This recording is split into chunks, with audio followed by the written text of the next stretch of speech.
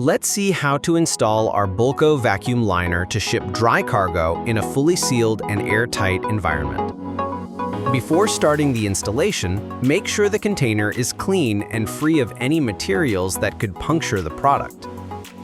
Now, unfold the Bulko Vacuum Liner inside the container. Very important, make sure the opening is facing the container doors and the straps are facing the container ceiling. Tie the rope to the hook at the end of the container. Pass the rope through the Bulko Vacuum Liner straps and the container hooks until you reach the container doors. Tie the rope to the hook next to the container door. Repeat this process on the other side of the container. Roll up the Bulko Vacuum Liner opening and use the elastic straps to secure it to the hooks above the container door. And place a layer of cardboard on the Bulko Vacuum Liner floor. Now you can start loading your cargo inside the container.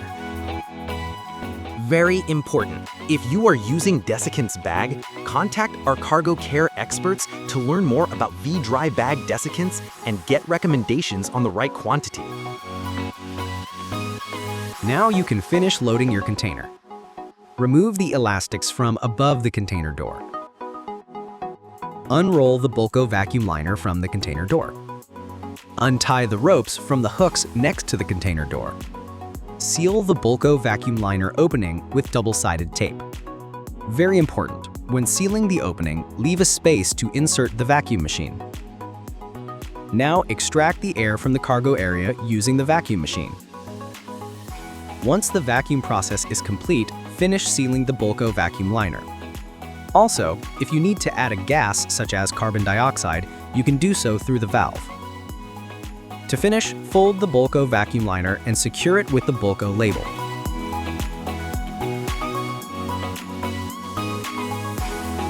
That's it. Close the doors and your cargo is ready to be shipped.